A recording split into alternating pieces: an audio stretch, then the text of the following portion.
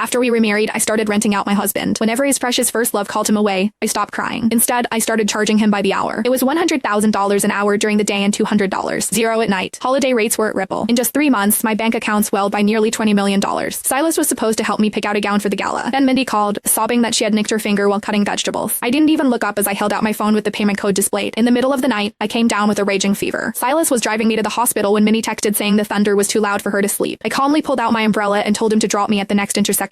Seeing his hesitation, I just smiled. Don't forget to wire the money. Then came the day of my daughter's scheduled heart check minus up. Mindy called again. Hugo wants to go to the theme park. He needs a man to go on the big coasters with him. Silas hung up and turned around, about to give my daughter an excuse. Maisie beat him to it, holding out her hand just like I did. It's okay, Daddy. Just pay up. Today is a triple minus rate day. Silas's face twisted, his guilt instantly replaced by anger. He stood up and pointed a finger at me, his voice trembling with disappointment. Jade Sterling, is this really how you're raising our child? I calmly pulled Maisie behind me. What's wrong with it? If she can't have love, she might as well have money. I didn't learn that lesson until after our first divorce. Why shouldn't she learn it now? Silas was speechless. His phone rang again and Mindy's son, Hugo, yelled through the speaker. Uncle Silas, hurry up. You promised to ride the Iron Dragon with me 100 times. Maisie gripped the hem of my shirt tightly. Noticing her movement, Silas actually hesitated for once. He reached out, trying to pat her head. Be a good girl, Maisie. Go to the clinic with Mommy today. Once you're better, Daddy will take you to the park, okay? Maisie ducked away from his hand and blinked her large eyes. It's fine, Daddy. Just give me the money. Silas's face darkened completely. Jade, you and your daughter can keep playing these sick games. He spat as he stormed out. You're both absolutely impossible. The front door slammed shut, vibrating through my very soul. Maisie tugged on my arm and showed me her smartwatch. Mommy, Daddy sent a lot of zeros this time. Is this enough for Maisie's surgery? Looking at her pale face, I fought back my tears and pulled her into a tight hug. It's enough. Once you're done with surgery, Mommy is taking you far away from here. While waiting for the test results, several notifications popped up on my phone. It was a tabloid leak of Silas at the theme park with Mindy and her son. The caption read, Billionaire Silas Sterling spotted with new flame. The child already calls him Daddy. I zoomed in on the photo, looking at Silas's relaxed, genuine smile. I couldn't remember the last time he had smiled like that at me or Maisie. My hand shook as I closed the app. When I refreshed, the post had been deleted. A second later, Silas called. Jade, don't be mad. That was just some trashy media making things up. I've already paid to have those articles scrubbed. I realized he was referring to Hugo calling him Daddy. I'm not mad. Kids say things without thinking. So if I've rented you out to them, you should focus on being a good companion. I hung up before he could respond. Maisie's report came back, and the doctor said her condition was stable. We could schedule her heart bypass surgery for next month. My leg's not weak, and I almost collapsed on the floor. When Silas first divorced me from Mindy, he wanted to teach me a lesson. He hired the most ruthless lawyers to ensure I walked away with zero assets. The very next day, Maisie was diagnosed with myocardial ischemia. She was at risk of sudden cardiac arrest at any moment. Because of Silas's influence, no company dared to hire me. No friends or relatives were willing to lend me a single cent. Watching Maisie's health deteriorate, I finally swallowed my pride and went back to him. Finally today, she was out of immediate danger. After confirming the surgery date, I submitted our visa applications to an agency. A message from Silas popped up, when are you coming home? I made your favorites. I didn't reply. An hour later, I pushed open the front door. Silas was at the dining table, putting food onto Mindy and Hugo's plates. The cozy atmosphere made it feel like my daughter and I were the intruders. Jade. Silas stood up abruptly and walked to the door to take my bag. Mindy's landlord suddenly stole